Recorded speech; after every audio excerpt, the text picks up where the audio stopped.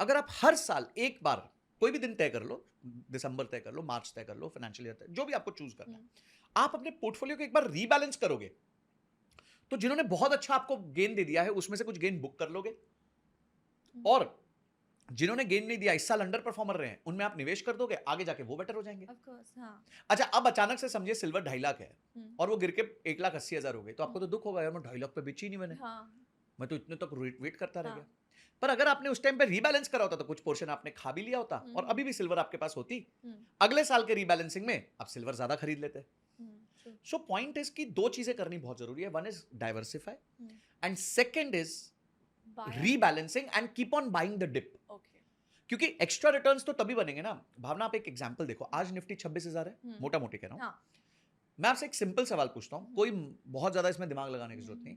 अगले 10 साल में आपको लगता है कि आज से निफ्टी 3 गुना ऊपर चला जाएगा?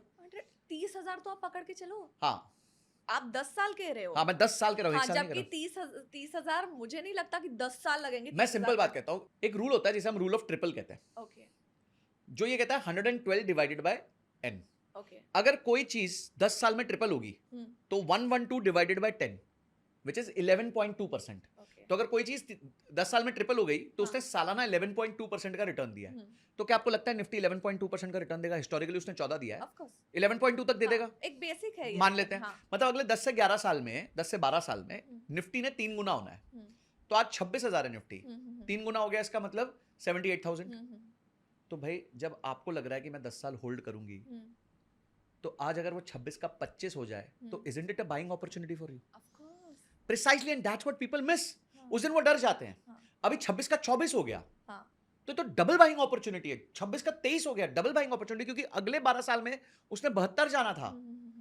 तो अगर आपको एक्स्ट्रा रिटर्न्स कमाने हैं, एक आम निवेशक जो है, मैं एक और इसमें आपको डेटा देता हूं, पिछले 30 साल में निप्पॉन इंडिया का एक फंड था जो पहले रिलायंस का होता था, Nippon India mid cap fund. Okay. वो लॉन्च हुआ था 1 अक्टूबर 1995। ओके. आज हो गया दिसंबर 2025, खत्म हो गया।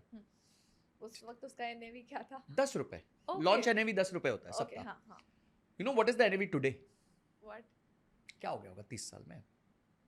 2000 हो गया होगा। ठीक, द आंसर इज 4,600। ओके. 4,600। जब उसका CAGR निकाला गया तो नंबर आया 21%। ओके. हाँ. पर एक रिपोर्ट आई जो बताती है कि इसमें से जो निवेशकों ने कमाया है एवरेज में, वो कमाया है 14 से 15%। जस्ट बिकॉज ऑफ डिसिप्लिन नहीं था बस। आप सोचो, आप एक ट्रेन चल रही है, ठीक है, उसने बॉम्बे से दिल्ली जाना है, बॉम्बे से दिल्ली वो आपको 16 घंटे में पहुंचा देगी। अगर आप बीच में, नहीं यार मैं काम करता हूं, मैं ये वाले स्टेशन पे उतरता हूं, यहां से ना मैं वो कैब पकड़ लूंगा तो मैं जल्दी पहुंच जाऊंगा, अगर आप ये करोगे तो आप वो बीच का ट्रांजिट टाइम्स नहीं गिन रहे ना। तो ये जो रेलगाड़ी चली है इंडिया की, इसमें कभी वो रुकी भी जाएगी, तेज भी हो जाएगी, कवर अप भी करेगी, पर आपको पहुंचा देगी 16-18 घंटे में,